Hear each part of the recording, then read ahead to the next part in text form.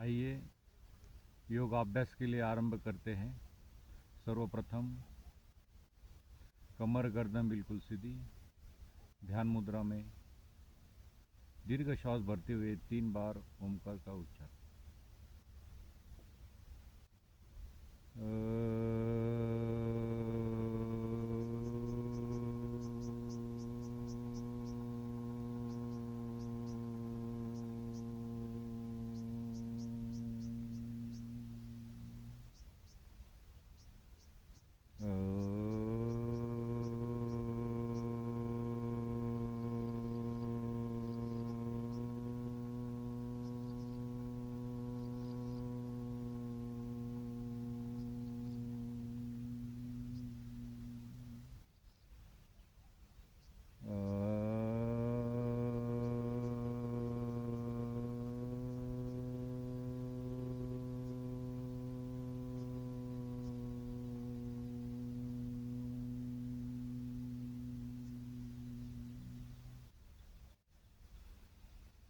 ॐ भूर्भुवस्वः तत्सवितुर्वरेण्यं भर्गो देवस्य धीमहि धियो यो नः प्रचोदयात्।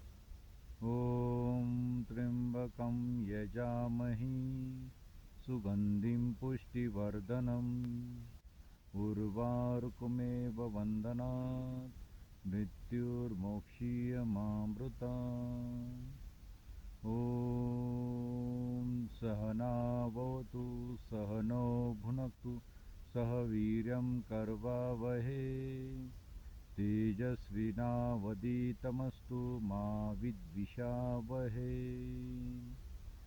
ॐ असतो मा सद्गमय तमसो मा ज्योतिर्गमय मृत्युर्मा अमृतं गमय।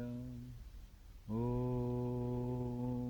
सर्वे भवन्तु सुखिनः सर्वे सन्तु निरामयाः सर्वे भद्राणि पश्यन्तु मा कश्चित् दुःखभाग् भवेत्। ॐ सं गच्छध्वं संवदध्वं संहो मनासि जानतां देवाभागं यथा पूर्वे संजनाना उपासते। ॐ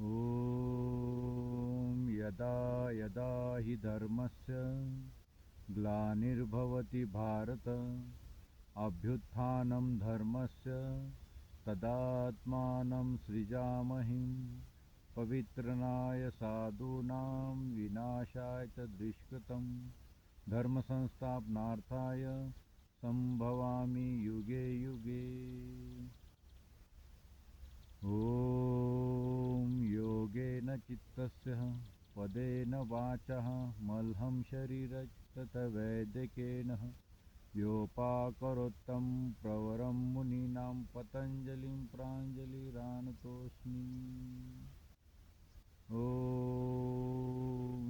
शुभं करोति कल्याणम् आरोग्यं धनसम्पदा शत्रुबुद्धिविनाशाय दीपज्योतिर्नमोऽस्तुते। ॐ शांति शांति शांति। इस प्रकार गायत्री मंत्र का जाप और अन्य सभी मंत्रों का उच्चारण आपको ईमान एक बार तो ही करना चाहिए। साथ ही ओमकार का उच्चारण कम से कम 3 बार करें। फिर उसके बाद में गायत्री मंत्र, महामृत्युंजय मंत्र, संकल्प मंत्र, स्वाध्याय मंत्र, संगठन सूत्र, अन्य सभी मंत्रों के साथ योग प्राणायाम हमें शुरुआत करनी चाहिए। सर्वप्रथम ओमकार का उच्चारण और मंत्र उच्चारण से ही हमें योगाभ्यास के लिए आरंभ करना चाहिए।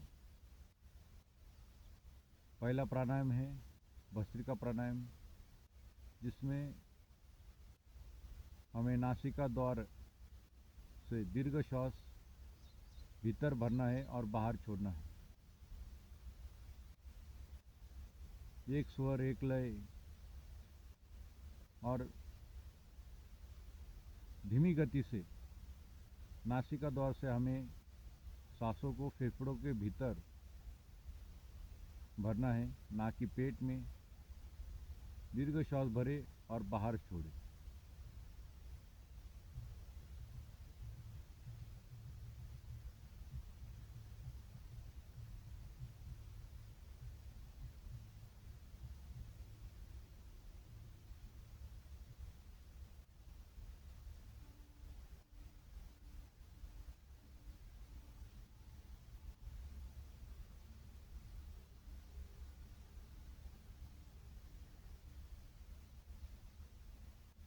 भस्त्रिका प्राणायाम का अभ्यास हमें कम से कम 5 से 7 मिनट तक नियमित करना चाहिए। दैनंदिन योगाभ्यास करें और दैनंदिन योगाभ्यास में समय की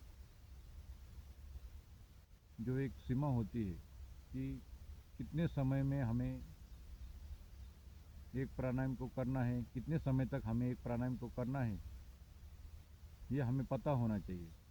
भस्त्रिका प्राणायाम आपकी फेफड़े संबंधित, हृदय संबंधित बीमारियों को रोकने में तथा ऑक्सीजन लेवल को बढ़ाने में मददगार है।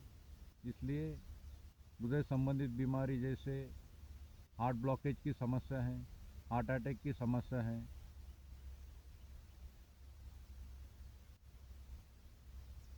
ब्रोंकाइटिस की समस्या है, सांस लेने में दिक्कत है,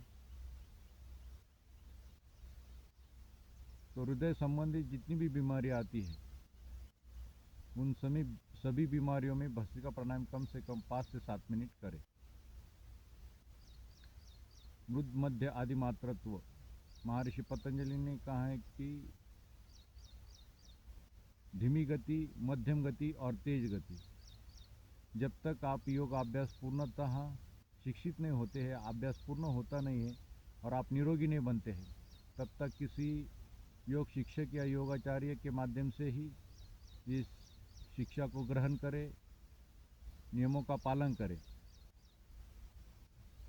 और तब तक आपको धीमी गति से ही करना है।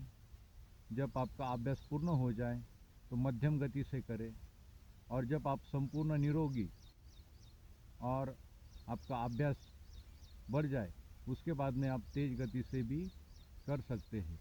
पर तेज गति से करने से पूर्व आपको ये ध्यान में रखना है कि आपको कोई बीमारी ना हो, आप पूर्णतः स्वस्थ हो, आपका अभ्यास पूर्णतः बढ़ चुका है और आप इसमें योग में निपुणता जब आ जाती है तो आप उसके बाद में तेज गति से भस्त्रिका प्राणायाम भी कर सकते हैं। वायरल, फंगल जो बीमारी है, सेंट्रल नर्वस संबंधित बीमारी है और हृदय संबंधित बीमारी, इसमें भी भस्त्रिका प्राणायाम लाभ करता है। ऑक्सीजन लेवल शरीर में, बॉडी में बढ़ाने में भी भस्त्रिका प्राणायाम आपको लाभ करता है। इसलिए भस्त्रिका प्राणायाम नियमित करें और धीमी और मध्यम गति से ही करें, तेज गति से ना करें। जब तक आप निरोगी नहीं बनते तब तक आपको मध्यम और धीमी गति का ही उपयोग करना है, ये ध्यान रहे।